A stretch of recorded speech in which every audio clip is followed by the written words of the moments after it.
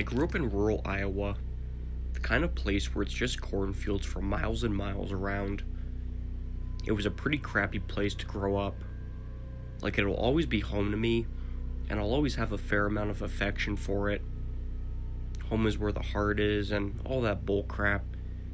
But even at the earliest age, I can remember I couldn't wait to leave. Like, put it this way, Halloween has always been my favorite holiday. But unlike the kids who trick-or-treat over in Cedar Rapids or Waterloo, who had actual neighborhoods to harvest whole sacks of candy from, we'd have to walk like a mile and a half at a time just to make it to the next house. So aside from the one year where our mom drove us over to Dyersville so we could actually get a taste of how the city kids lived, trick-or-treating just wasn't really an option for us. So a little backstory here. The last year, we were allowed to go out trick-or-treating. Our immediate neighbor to the east, who lived like 3 miles away, basically told us to go to hell because we were getting way too big to be playing kids' games. This guy has been begrudgingly giving us a few apples some years, and we always sort of resented him for it. But that year, when told us where to go, it made us downright hate him. I mean, for the entirety of the next year, me and my brother would scowl whenever my dad drove us past his house. To us, he'd ruined the one good thing we got to do around Halloween each year. I know we were just dumb kids, but kids are also cruel and stubborn on occasion, and I guess we were just that kind of kid. So the next year, my mom decides to take us over to Living History Farms over in Urbandale. Living History Farms is this place over near Des Moines that bills itself as interactive outdoor museum, which teaches people about Midwestern rural life experiences. Obviously, we weren't thrilled about the visit. It wasn't exactly exciting for 2 boys in their early teens. I mean, learning about some of the origins of Halloween was pretty cool.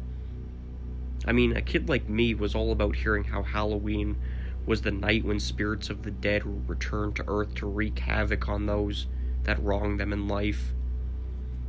However, there was one particular little educational tidbit that got me and my brother's attention, and that was the stories of how our Iowan ancestors used Halloween as a night to play all kinds of pranks on each other. Pulling up cabbages and shrubs out of the garden was a common trick. Wagons were pushed into the lane or the street, or, if the kids were feeling ambitious, they'd hoist the cars up on top of the victim's barn roof. But the most common mischief was taking your neighbor's garden or barnyard gates off the hinges and leaving it in someone else's yard. I remember the teacher lady telling us this. Then me and my brother just looked at each other with this wordless kind of communication that clearly said, "Oh, the neighbor is going to get it this year." That year, we snuck out of the house in the early hours of the morning, walked down to the neighbor's place with a screwdriver and hammer, then did exactly that. We took his front gate off the hinges, walked it like a mile down the road to his other neighbor's place, then left it in the front yard. We did stuff like that for the next couple of years, each time getting progressively more bold, screwing with him harder and harder, until it got to the point that we struggled to top the previous year's prank. Like, it got to the point where we stole a huge section of his white picket fence and just threw it into the cornfield across the highway. I mean, we put some actual work into that, dismantling it piece by piece so as not to make it too much noise and wake the guy. I mean, it sucked, and we never got to hang around to see his reaction, but I guess imagining him going outside in the morning and going insane with rage was enough to keep us amused. So this one year, we walked up to his house in the middle of the night and saw something we never expected to see in a million years. This neighbor guy obviously hated Halloween and never, ever put up any decorations or anything. But that year, we turned up to see like this Grim Reaper figure on his porch. It wasn't just some dumb-looking scarecrow type thing either. It seemed like the guy had put in a lot of work getting hold of an actual mannequin or something, as well as all this spooky-looking black robe stuff to dress it in. But since he was a farmer, he didn't have trouble getting a hold of the old rusty scythe that was leaning up against it. I mean, yeah, it was kind of intimidating. He had obviously only put it there to try to scare us off, but we weren't about to be put off from our little ritual at that point. Nothing short of a tornado could deter us from getting our revenge for having been so mean to us that Halloween night. But right as we start to dismantle his fence, in almost absolute silence, I noticed something out of the corner of my eye, or rather, I noticed the lack of something, so subtle that it actually takes me a minute to realize what I wasn't looking at. At some point, as we were taking his fence apart, the Grim Reaper statue thing had just got up and disappeared. I stopped what I'm doing, looking around the front yard and trying to spot where the hell it could have gone. I whisper over to my brother, "The Reaper's gone. Did you see it move?" At first he looks at me like I'm crazy, but then he too starts getting pretty freaked out. We're just crouched down, tools in hand, in the dead silence of the night, realizing that we'd been a little bit overconfident in our yearly pranks. I mean, we didn't quite realize what was happening at the time, only that things were about to go horribly wrong for us. "Let's get the hell out of here," my brother whispered, and we immediately get up and start sort of jogging back towards the highway. Then, out of nowhere, the Grim Reaper is just standing there in front of us, with that big old rusty scythe in his hand, blocking our escape. It hadn't been a mannequin that was set up on the neighbor guy's porch. It was actually him.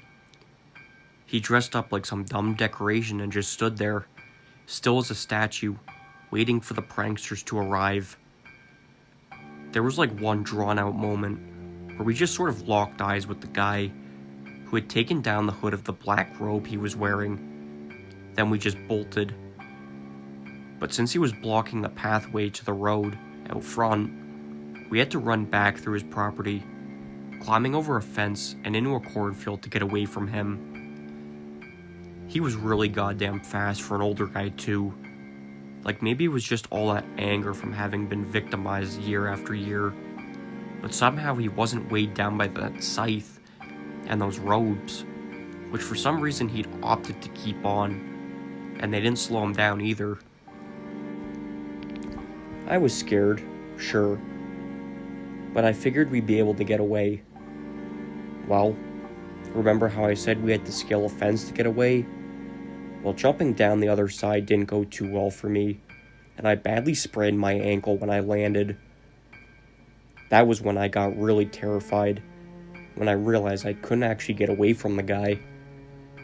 My brother just kept running, and I wanted to shout after him to help me, but I knew the shout would give away my position to the guy, so I just kept my mouth shut. So picture the scene. I'm hiding out in the cornfield, so scared that I'm actually covering my mouth to keep from breathing too heavy, while this furious, scythe-armed guy is stalking up and down the rows looking for me. Every so often, I had to just sort of limp to a hiding place further away from him, trying my best not to rustle any of the stalks so I wouldn't betray my hiding spot. I mean, thank God it was in the middle of the night, and maybe the guy's eyesight or hearing was just failing him in general, but I managed not to get myself caught. I just kept on stumbling farther and further away until he just gave up and headed back to his house. But Jesus Christ, it was completely and utterly terrifying. Hearing him saying all this stuff like, "I'm gonna cut you up into little pieces and feed you to my pigs." Like the tone of his voice was telling me he meant every word of what he said. So yeah, as you can imagine, I was pretty close to pissing my goddamn pants, knowing that I just couldn't get away fast enough. Needless to say, we didn't try any more pranks on the guy after that. I made up some excuse to my parents as to how I'd hurt my ankle, and then just used it as an excuse to stay home until it had healed, given that I was super paranoid about the neighbor guy figuring out who exactly had been victimizing him year after year.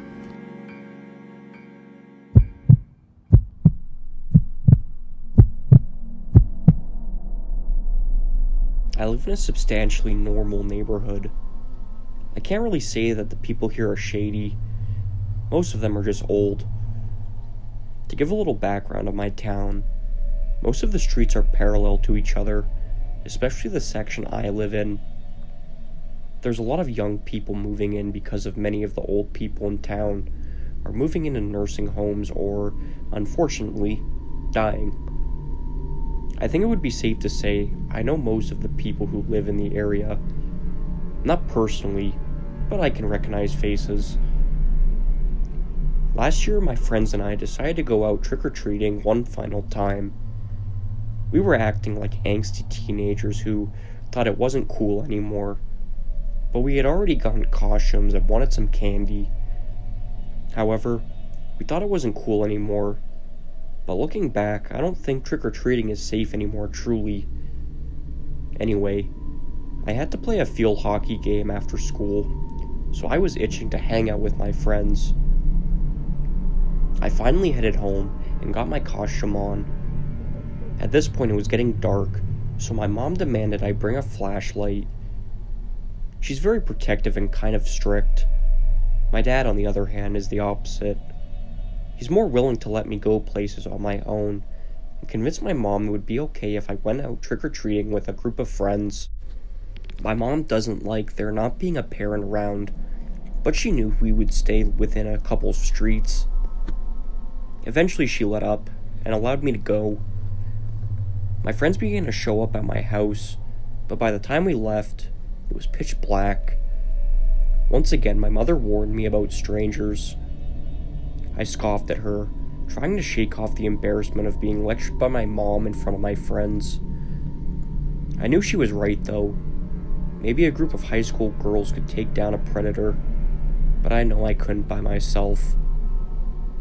I stayed as close as I could with my friends for most of the night, keeping an eye out for any weird figures or killer clowns, since there were rumors of some terrorizing an elementary school a few towns over. Everything seemed to be going well, and we were all having a good time. Apart from trying to avoid our classmates out of sheer humility for trick-or-treating, all of my friends and I made some really good memories. Then it happened. It was around 8:45, and some of my friends were tired and wanted to be picked up. We gradually made it back to my house where they phoned their parents and left. I was a little upset. It might have been my inner child in me, but I wanted more candy. I knew this was quite possibly my last year trick-or-treating ever. I wasn't ready to give it up yet. My one friend, who we'll call Nancy, did not want to stop yet either. And after all my other friends left, we asked our parents if we could go out for another 30 minutes or so. My mom was reluctant. However, my dad told her that I was old enough and most people wouldn't answer doors this late anyway, so we would be back pretty soon. It was about 9:10 at this point. Nancy and I went to the next street over in the opposite direction we went with our group previously. I remember feeling uncomfortable for some reason, but brushing it off as I turned on my flashlight. It was pitch black, and the sidewalks are bumpy and cracked because the town is too lazy to fix them. I had a pretty bright flashlight that could shine a good 20 feet ahead of me. We made it to the next street and looked down. There were barely any porch lights on. I guess people figured the little kids were done and decided it was the end of the night. However, Nancy and I were not willing to give up and started at the first house on the left. No answer. Okay. We went across the street that had a porch light on. No answer from that house either. I still wasn't willing to stop though. We tried a few more houses and got no answers. Nancy suggested we try 3 other houses and if no one answered, then we would go back to my place. I agreed, sadly knowing that no one would give us candy this late into the night, and that this was the end. That's when I saw him out of the corner of my eye. It was a black figure walking down the road towards the house me and Nancy were standing at. He was wearing all black with his face down and a hood on over his head. Something about him made my stomach lurch. I discreetly pointed him out to Nancy. She said she saw him a few houses before, just treading onto the street. This made me feel even more uneasy. Quickly he began to approach us with his head down and his hands in his sweatshirt pocket. Looking back, who knows what he could have been hiding in there. The street was dead quiet except for me and Nancy, so he must have heard us. I instructed for us to go to the house across the street to make it seem like we were trick-or-treating and never noticed the man. We went to the house and knocked on the door. I was secretly praying someone would answer so the man could not get near, but no one did. I was really freaking out now. I turned around, and he was walking on the street in front of the house right next to us. Then I realized he had crossed the street too. A wave of panic overtook me. I grabbed Nancy's arm and sprinted to the house he had just passed. Then, he circled around and began following us in the same direction. I knew I had to do something. He began walking faster and faster towards us. Nancy and I sprinted for it. There was a good amount of space in between this street and mine, but I was on track and was willing to do anything to get away from this psychopath. He didn't run, but when I finally looked back, I saw him quickly walking the same way, still with his head down. From what I could tell, he seemed fairly young, maybe his early 30s. I didn't recognize anyone like this from the area. Nancy and I were still running though. Finally, we made it to my street and we hid near some bushes at the end. Then I realized we still had our flashlights on, and that's how he was so easily able to locate us. We shut them off, crouched near the bushes, and waited. I knew that if we tried to run to my house, he would see us. There wasn't enough time to make it there without him getting to the end of the street and seeing us. I was also terrified that he would find out where I lived. Never bring someone who's following you back to your house. Nancy and I finally saw him. He stood in the middle of the street and just peered down it. I could see his eyes. That's how close we were. They looked so blank and menacing. He knew we were somewhere, just not in the bushes only 10 feet away. After a few moments, he carried on walking. Nancy and I waited until he was at the next street. We could still see him walking down the sidewalk, and then we booked it to my house. I told my parents, but my father only laughed, and my mother looked too tired to care. My brother sat there and made fun of me for being paranoid. I'm never going trick-or-treating again. Who knows what could have happened to me that night, or what that man was capable of. Later, there was a news story about children who had been abducted a few towns over. Instead, it could have been me and Nancy.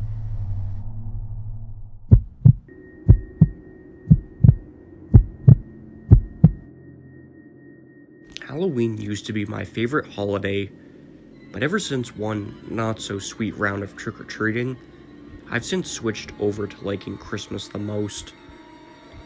In 2006, I was 14 years old, and me and my best friend Johnny were going out trick-or-treating together. I remember it was a Tuesday night, so everyone had school the next day.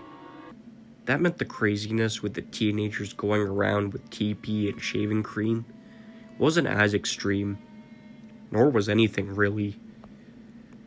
My parents wanted me back by 11 p.m. the latest, and the same was with Johnny's parents.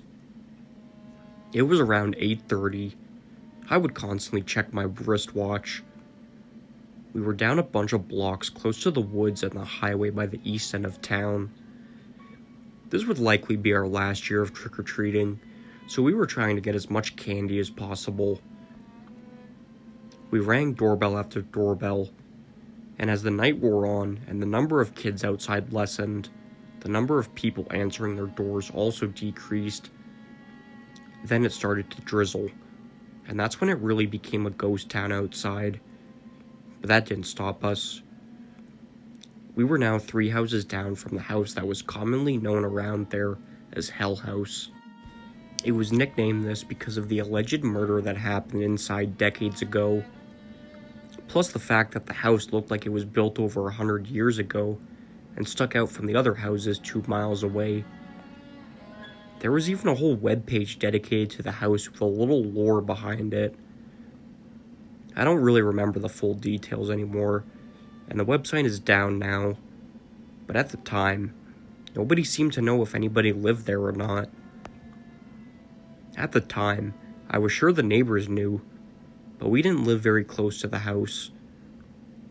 Long story short, me and Johnny were feeling brave and cocky, so we hopped the creepy fence surrounding the seemingly abandoned property and walked up to the stoop, which was made out of ancient and worn-out looking red bricks. We knocked on the door a few times, since there was no doorbell. The drizzle turned to rain, and we suddenly didn't want to move out from under the front awning. Johnny jokingly knocked on the door again, but my focus was shifted to walking home in the rain. Suddenly, a loud thump made us both jump. Johnny said it sounded like it came from a window upstairs, to which I replied, "Let's leave." We walked quickly down the red brick pathway, hopped over the front, black graveyard-like gate, and stopped to look back at the house on this dark, rainy Halloween night. Johnny bumped me on the shoulder and pointed to the upper middle window of the house, and I felt like my heart dropped from my chest when I saw somebody clear as day staring down at us. Only there was something so disturbing about this person's face. I couldn't tell what it was through the rain and foggy window, but I swear that face, and just this whole scene, seemed like something you would see in a horror movie. We both jumped once again when the person at the window quickly and aggressively turned and seemingly ran away from the window. All we could assume was that they were coming outside after us. We quickly went to hide behind the neighbor's fence, which was facing the backyard of the house. The sound of the rain thankfully masked the sound of our breathing and whispering. This neighboring fence was made of wood and had a bunch of holes, allowing us to peek through to the lawn next door. Suddenly, the entire fence started to shake a little, yet we couldn't see anyone on the other side, and we were certain it wasn't us who had done it. Johnny and I agreed that it was time to make a run for it back to my house. We both stood up, and when we turned to run, I saw something at the edge of the fence. At first, I was confused as to what it was due to the darkness, but it soon hit me that it was a person leaning over to this side of the fence, exposing their body down to the waistline, with one arm reaching around the fence. The way this person was positioned and staring at us made for a horrifying scene in memory. We dropped our candy bags and ran for it. After running 5 blocks, and me getting a few cuts and bruises from tripping twice in the rain, we got back to my house. We agreed not to say a word, given that what we did could probably get us in trouble. The really scary part is that the next day after school, we went to go ask some of the neighbors over there if they knew who lived there, and they all gave the same response. They had no idea if anybody lived there or not. They never saw a car in the driveway or anybody outside. One of the neighbors even pointed out that the house had a for sale sign very briefly a few months prior, but it disappeared within a few days. We told all the neighbors our story, and they were all very disturbed by the news. I moved out of that neighborhood in 2007, the very next year, and I've never had to worry about the story behind that house or who was living there since.